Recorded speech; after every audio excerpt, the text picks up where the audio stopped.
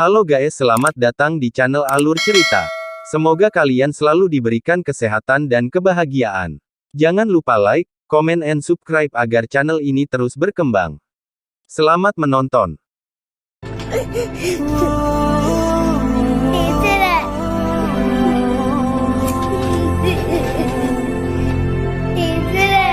Karena Angel memiliki nilai rendah, Angel dikurung oleh kepala sekolah hingga pingsan karena kehausan. Beberapa hari kemudian, Angel menghembuskan nafas terakhir di dalam kurungan.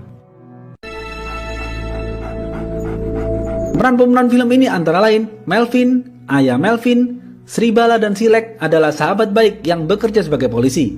Anu adalah istri Silek. Sribala adalah seorang polisi yang mempunyai ayah juga pensiunan polisi. Tetapi ayah Sribala mengalami sakit stroke karena kecelakaan beberapa tahun lalu.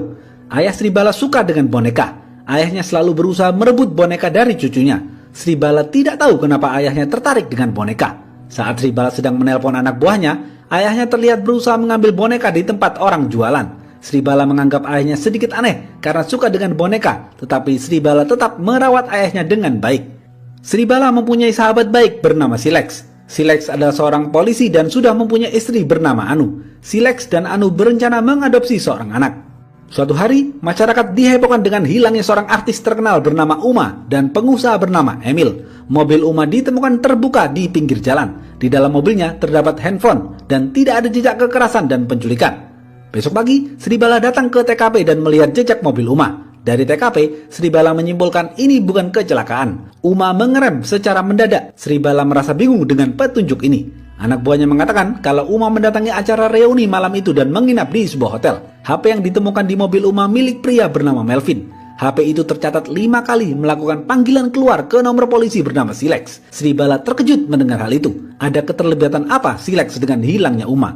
Lalu, siapa Melvin?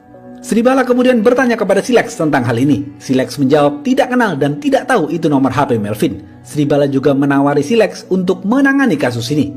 Silek sebenarnya tidak mau mengambil kasus ini karena ia ingin fokus mengadopsi seorang anak. Tetapi ia juga penasaran kenapa Melvin menelpon dirinya. Anu menyarankan agar Silek mengambil kasus ini.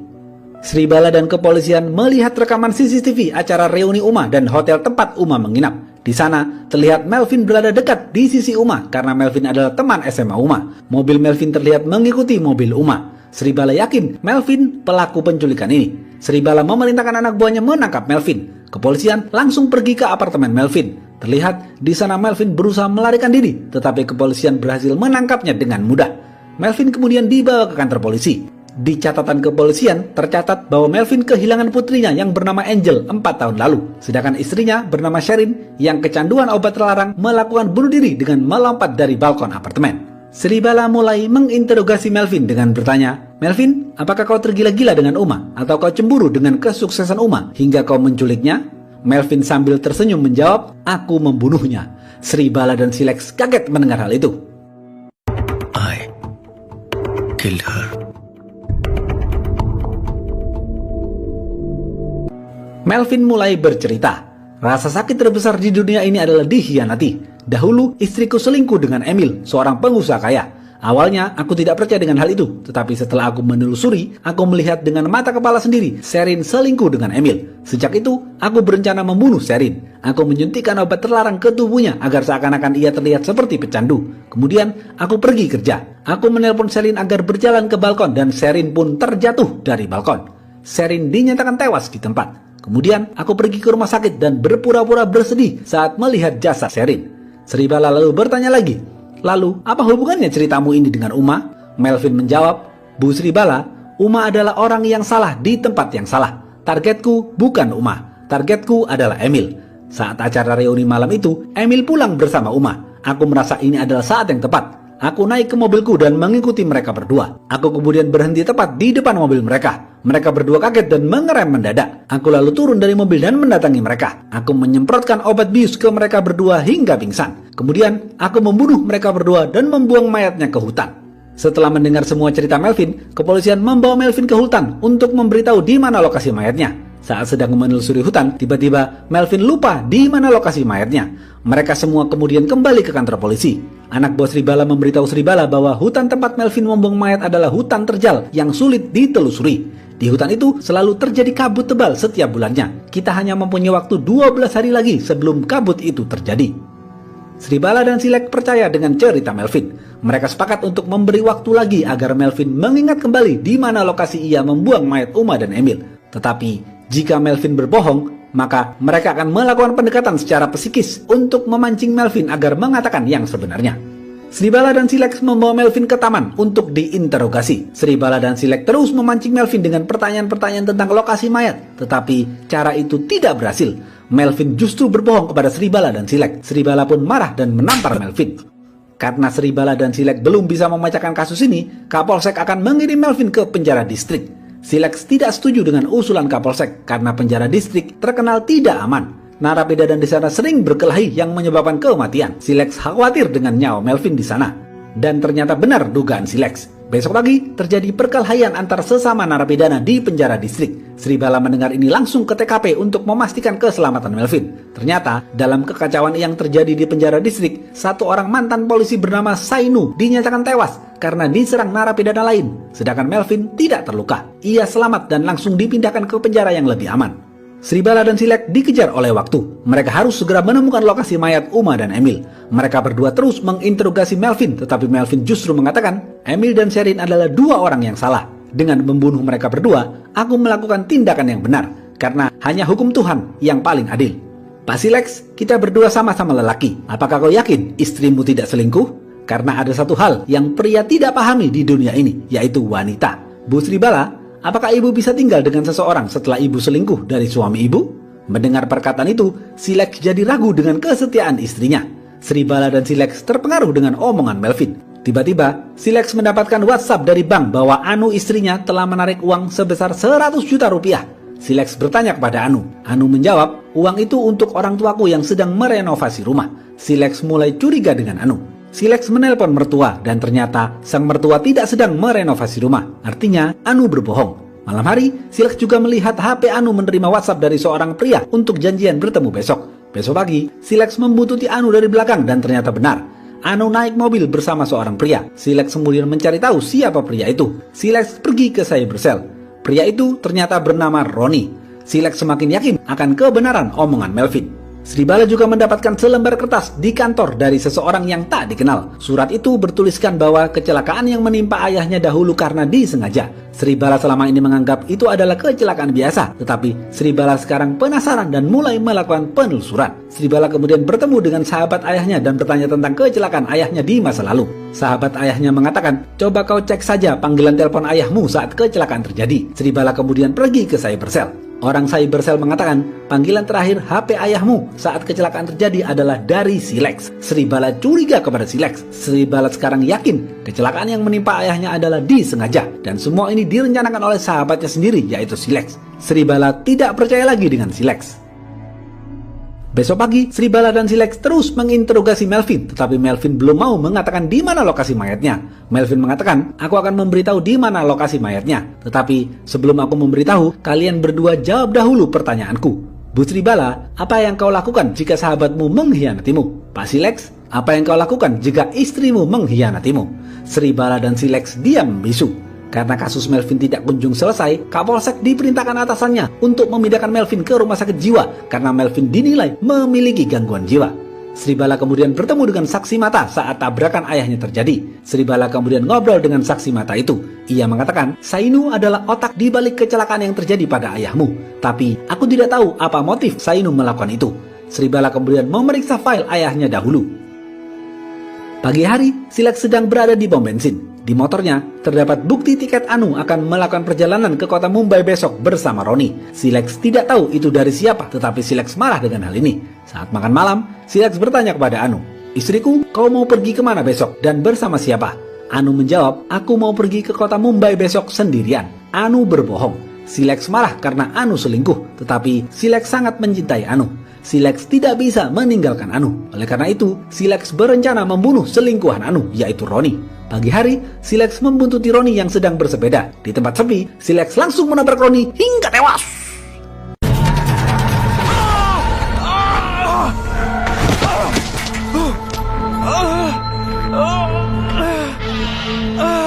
Setelah membunuh Roni, Silek memeluk Anu. Anu bingung kenapa Silex memeluknya dengan erat.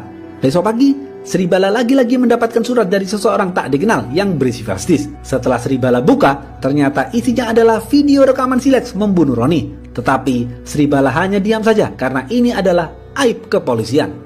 Setelah beberapa hari di rumah sakit jiwa, Melvin akhirnya bersedia menunjukkan di mana lokasi mayat Uma dan Emil. Tetapi Melvin hanya ingin diantar oleh Sribala dan Silex dan tidak boleh ada polisi lain yang mengikutinya. Sribala awalnya ragu karena malam itu akan terjadi kabut berbahaya, tetapi Kapolsek memerintahkannya dan Sribala tidak bisa menolak. Sribala dan Silex kemudian membawa Melvin pergi ke hutan. Sepanjang perjalanan, Sribala yang menyetir mobil. Setelah berjam-jam lamanya mereka melakukan perjalanan, mereka mulai memasuki hutan yang penuh dengan kabut. Jarak pandang mereka sangat terbatas. Saat mereka berjalan menelusuri hutan, tiba-tiba mereka menabrak sesuatu. Melvin hanya tersenyum, sedangkan Sribala dan Silex kaget. Silex lalu turun dari mobil. Silex tidak melihat apapun. Ia hanya melihat poster bertuliskan, "Hati-hati, banyak binatang buas berkeliaran." Silex masuk kembali ke dalam mobil dan mengatakan kepada Sribala, "Tidak apa-apa, tidak usah khawatir. Mungkin itu adalah hewan liar." Mereka bertiga kemudian melanjutkan perjalanan. Mereka akhirnya tiba di sebuah rumah tua kecil. Melvin menyuruh mereka turun dan masuk ke dalam rumah itu. Saat Sribala dan Silex memasuki rumah itu, ternyata Uma dan Emil masih hidup. Jedir!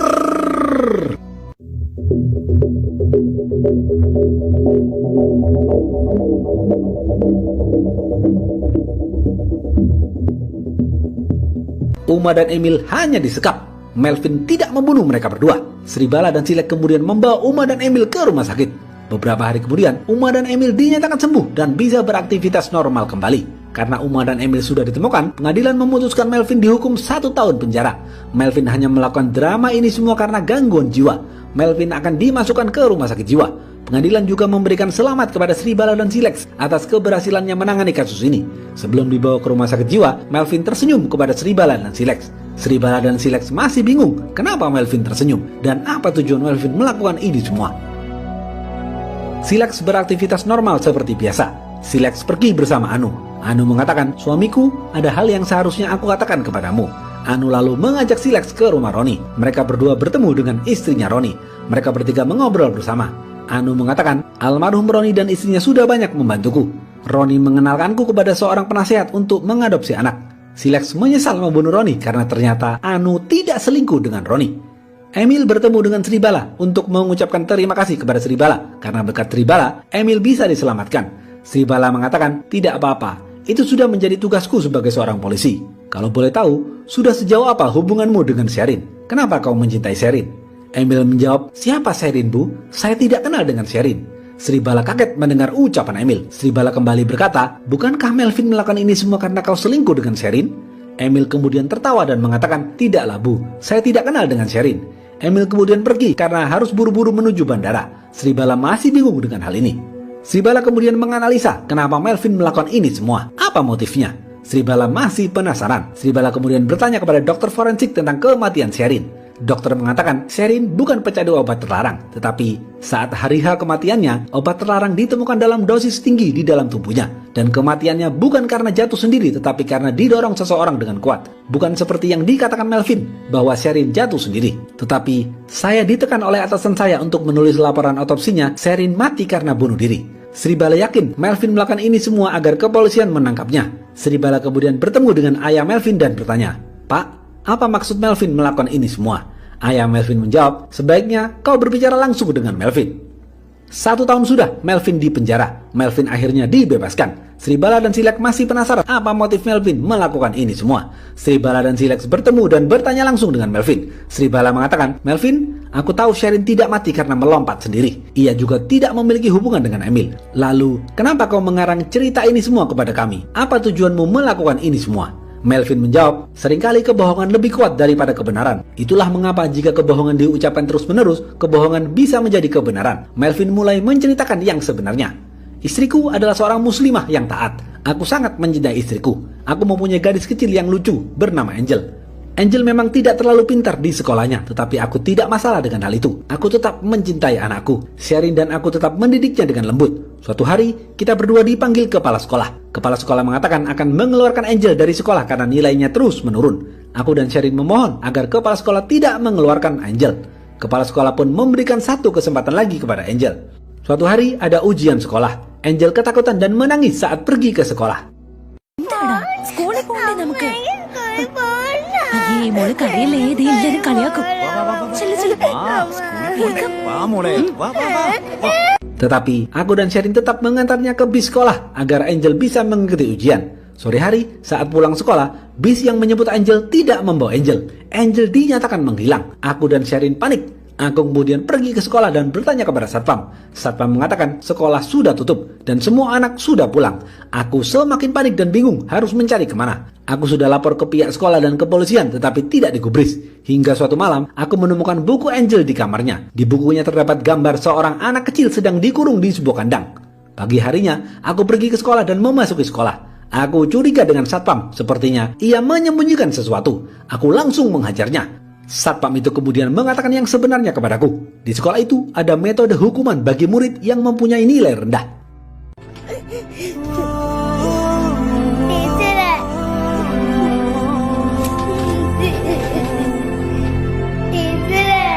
Karena Angel memiliki nilai rendah, Angel dikurung oleh kepala sekolah hingga pingsan karena kehausan. Beberapa hari kemudian, Angel menghembuskan nafas terakhir di dalam kurungan.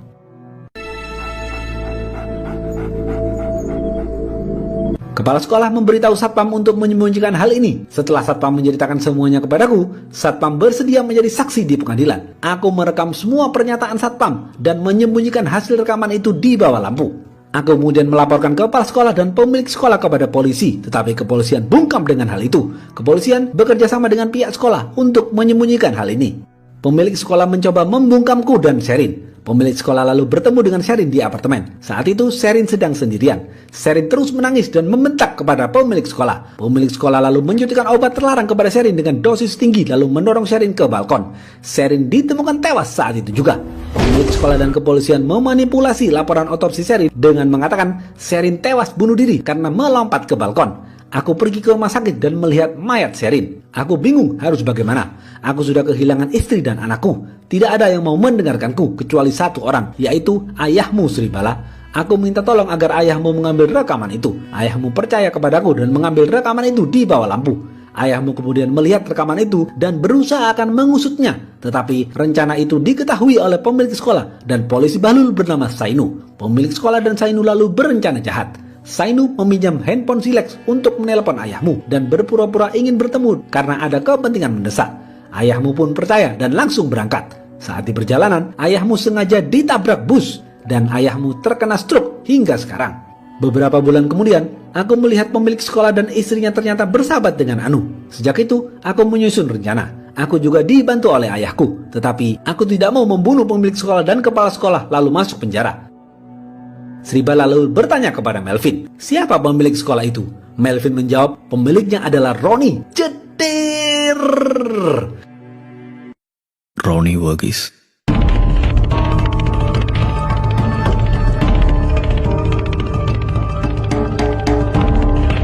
Silex kaget mendengar hal itu. Melvin mengatakan, aku sengaja mengarang cerita perselingkuhan istriku agar Silex percaya kepadaku, agar Silex juga mencurigai istrinya. Dan akhirnya, rencanaku semua berhasil. Silex membunuh Roni. Bagiku, kau adalah malaikat Silex. Terima kasih.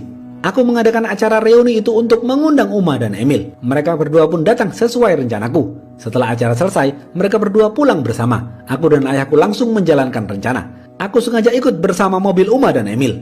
Ayahku aku perintahkan berhenti di depan mobil Uma. Uma lalu berhenti dan merem mendadak. Aku yang duduk di belakang langsung menyemprotkan obat bius kepada Uma dan Emil hingga pingsan. Aku kemudian sengaja menelpon Silex berkali-kali dan membiarkan HP-ku di mobil Uma agar polisi menangkapku dan Silex ikut mengusut kasus ini. Aku lalu menyembunyikan Uma dan Emil di hutan dan semuanya berjalan sesuai rencana. Aku mengarang cerita agar kalian ragu dengan pikiran kalian sendiri. Aku lalu membuat Silex ragu dengan kesetiaan istrinya. Ayahkulah yang mengirim bukti tiket Anu saat Silex di pom bensin. Ayahku jugalah yang menyuruh Anu untuk mentransfer uang 100 juta guna mengadopsi anak. നല്ല amount raise ചെയ്യേണ്ടി വരും ഞാൻ അറിയിക്കാം.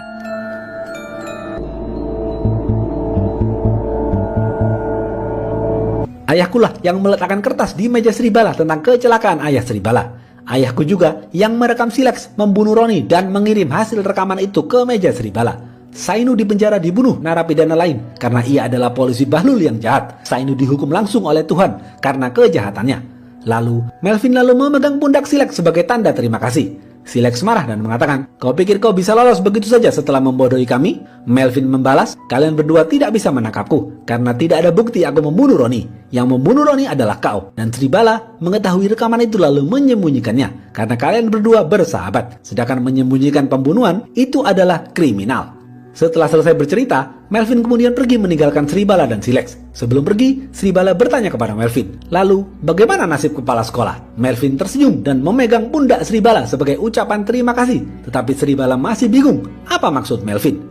Sribala dan Silex kemudian pulang ke rumah masing-masing dan menjalani kehidupannya seperti biasa. Sribala penasaran kenapa ayahnya suka dengan boneka cucunya. Ternyata, setelah dicek, di dalam boneka itu ada rekaman pernyataan satpam sekolah Angel. Ayah Sribala masih menyimpan itu bertahun-tahun sebagai bukti. Berkat apa yang dilakukan Melvin, berita ini tersebar luas di masyarakat. Media terus menyoroti kasus ini.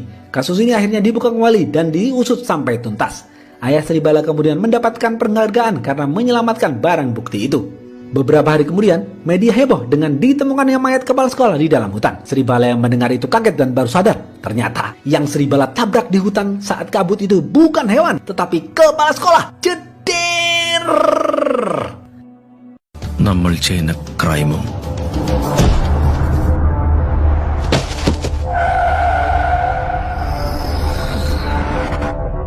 Kepala sekolah itu diculik oleh ayahnya Melvin, dan ayahnya Melvin menyuntikkan obat terlarang dalam dosis tinggi ke dalam tubuh kepala sekolah agar setengah sadar. Ayah Melvin lalu membiarkan kepala sekolah berjalan di tengah hutan. Sribala dan Silex datang dan tidak sadar mereka sudah menabrak kepala sekolah. Kepala sekolah kemudian jatuh ke dalam jurang.